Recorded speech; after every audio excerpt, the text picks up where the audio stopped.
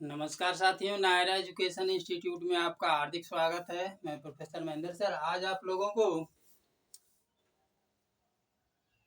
क्रियात्मक अनुसंधान की ये जो योजनाएं बनाई जानी है इसका प्रारूप लेकर के आया हूँ। इसमें क्या क्या पॉइंट्स देना है, किस किस टॉपिक पे आपको जो है क्रियात्मक अनुसंधान तैयार करना है। तो साथियों आज इस पर मैं चर्चा कर दूंगा, क्योंकि बहुत से प्रशिक्षुओं के द्वारा जो है बीएड चतुर्थ सेमेस्टर में कमेंट आया हुआ है कि सर टॉपिक बता दीजिए, किस टॉपिक पे जो है कि हमें लिखना है। तो आइए साथियों आज मैं टॉपिक भी लेकर के आया हूँ और इस पर जो है कैसे बनाया जाना है इसका प्रारूप भी आपको दे रहा हूँ। लेकिन इससे पहले मैं चाहूँगा कि जो भी साथी नायरा एजुकेशन इंस्टीट्यूट परिवार से जुड़ करके चैनल को देख रहे हैं, महेंद्र सर से सुन रहे हैं, यदि इस चैनल को आप सब्सक्राइब न किए हो तो पहले तो लाइक करें और सब्सक्राइब कर दें। और इसके साथ साथ आप अपने साथियों को ये वीडियो शेयर करना ना भूलें, क्योंकि शेयर कर देने से आपके साथ साथ दूसरे का भी कल्याण हो जाएगा। तो साथियों आप सब कुछ जानते हैं, मैच्योर हैं, वीडियो बनाने में मेहनत लगता है, समय देना पड़ता है। तो आइए साथियों अब कुछ कहना नहीं है, सीधे सीधे आपको मैंने टॉपिक लिख दिया है कि किस टॉपिक पे आपको जो है क्रियात्मक अनुसंधान की योजना बनाना है। तो पहला टॉपिक है आपका विद्यालय में अध्यापक के कार्यों में अपेक्षित कुशलता एवं कर्तव्य निष्ठा का भाव लाने के प्रति अध्ययन। पहला टॉपिक है विद्यालय में अध्यापक के कार्यों में अपेक्षित कुशलता एवं कर्तव्य निष्ठा का भाव लाने के प्रति अध्ययन करना है। अब कैसे आप अध्ययन करेंगे इसका मैं प्रारूप आपको दे रहा हूं। अगली टॉपिक है छात्रों द्वारा विद्यालय के वाचनालय तथा पुस्तकालय का संतोषजनक उपयोग न करने की प्रवृत्ति को कम करना है। छात्र जो है विद्यालय में जो वाचनालय होता है, पुस्तकालय होता है, उसमें अध्ययन करने क्यों नहीं जाते, उस पर लापरवाही क्यों बरतते हैं, इस पर आपको शोध करना है। तीसरी टॉपिक है छात्रों द्वारा अपने गृह कार्यों को विधिवत पूरा न किया जाना। छात्रों को गृह कार्य जब दिया जाता है तो उस गृह कार्य को जो है कि क्यों जो है पूर्ण रूप से करके नहीं आ पाते हैं, इसके विषय में अध्ययन करना है।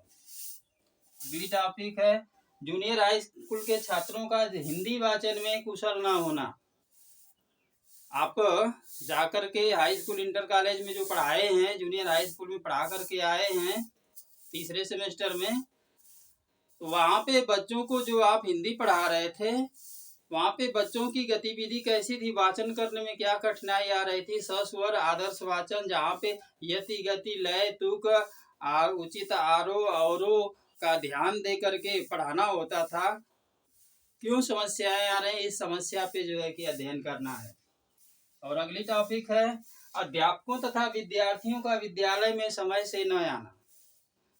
वह कारण क्या है कि अध्यापक जो है विद्यालय में समय से नहीं आ पाते हैं, छात्र समय से नहीं आ पाते हैं, इस पर अध्ययन करना है।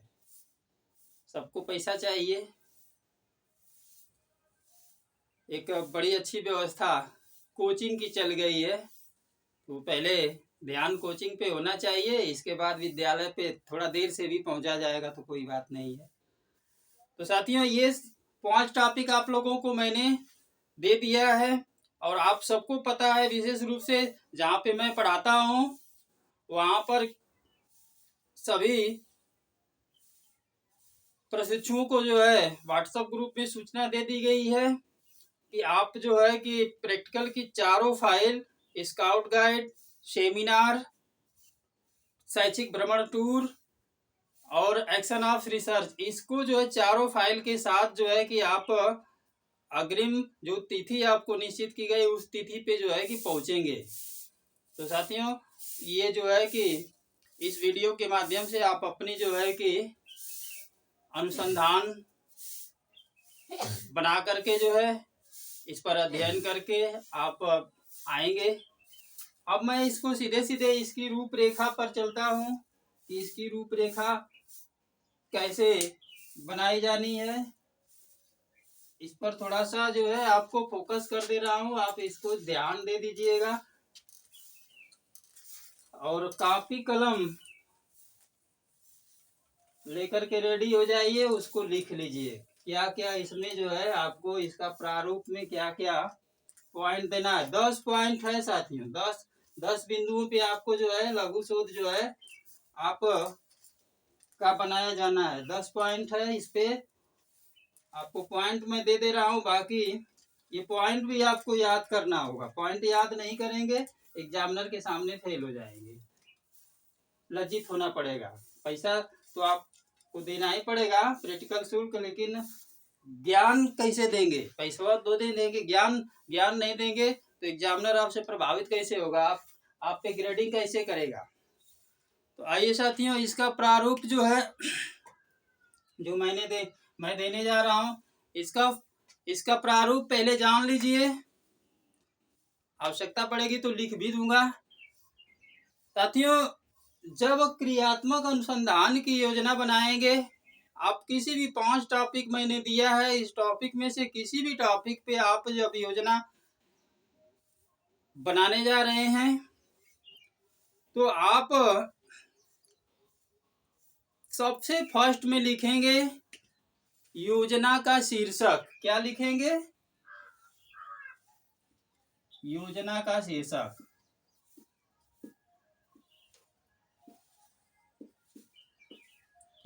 अब उस शीर्षक में जो है आप टॉपिक अपना लिख देंगे, किस पर आपको अध्ययन करना है। दूसरा पॉइंट आपका होगा अनुसंधानकर्ता।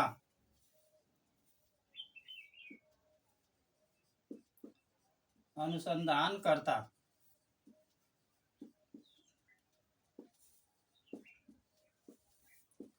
अनुसंधानकर्ता कौन है उसको दे देना है। अब तीसरा पॉइंट होगा योजना की पृष्ठभूमि। योजना की पृष्ठभूमि।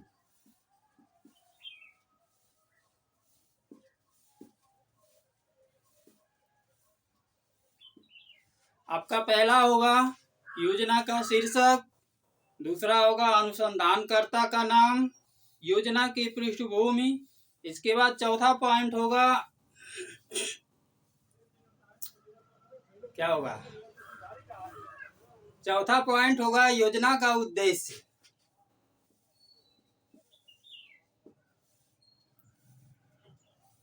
योजना का उद्देश्य। चौथा पॉइंट होगा योजना का उद्देश्य। पांचवा पॉइंट होगा योजना का महत्व।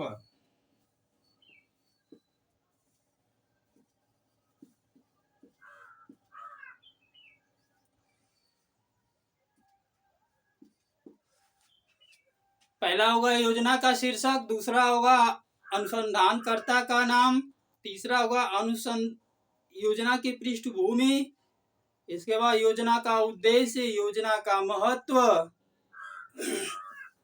किसके लिए योजना का महत्व बताइए?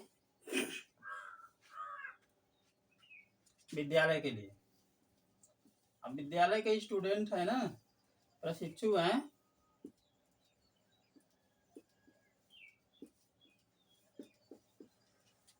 इसके बाद जो है अब आपको इतना पॉइंट लिख लिए। अब आपको समस्या, क्या समस्या है?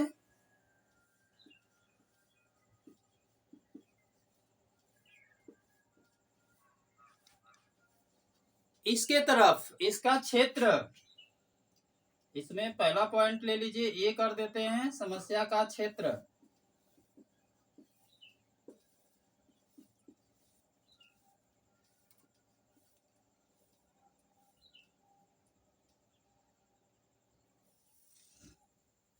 बी पॉइंट,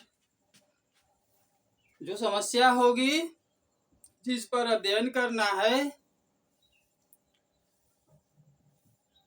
इसका जो है क्षेत्र, इसका विशिष्ट रूप, समस्या का विशिष्ट रूप,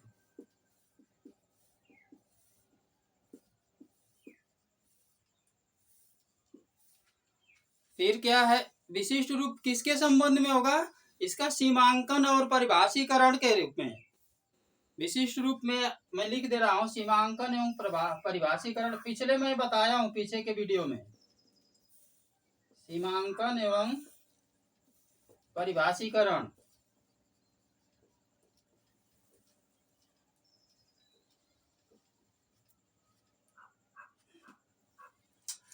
तीसरा पॉइंट होगा आपका समस्या के लिए साक्ष्य।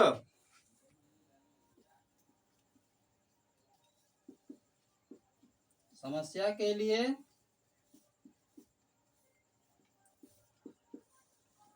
साक्ष्यां,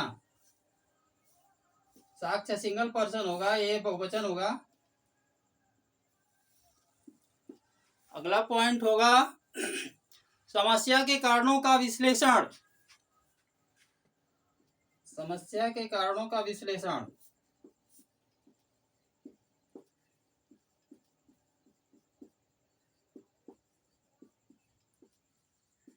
समस्या के कारणों का विश्लेषण।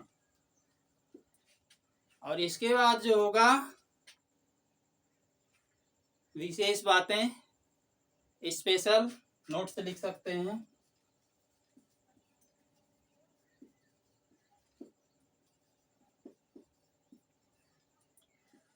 ये समस्या के अंतर्गत आपको लिखना। अगला पॉइंट आपका ये 7वां होगा, अब ऊपर का मिटा दिया जाए तो अच्छा रहेगा। 7वां पॉइंट होगा साथियों क्रियात्मक परिकल्पनाओं का निरूपण। क्रियात्मक परिकल्पनाओं का निरूपण होगा, ये 7वां पॉइंट होगा। 8वां पॉइंट होगा क्रियात्मक परिकल्पना का क्रियान्वयन। 8वां पॉइंट होगा क्रियात्मक परिकल्पना का क्रियान्वयन। 9वां पॉइंट होगा मूल्यांकन। और लास्ट 10वां पॉइंट होगा अनुसंधानकर्ता की टिप्पणी। तो अगर चलिए मैं यहाँ पे लिख देता हूँ क्रियात्मक परिकल्पनाओं का निरूपण, ये 7वां पॉइंट होगा।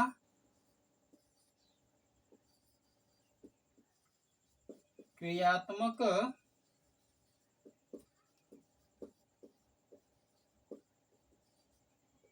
परिकल्पना का निरूपण। 8वां पॉइंट होगा क्रियात्मक परिकल्पना का क्रियान्वयन।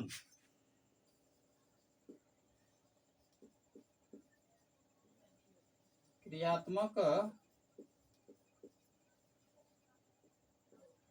परिकल्पना का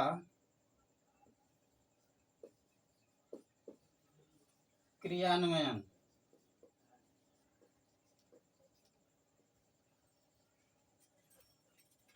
नौवां पॉइंट होगा मूल्यांकन। और 10वां लास्ट पॉइंट है टिप्पणी।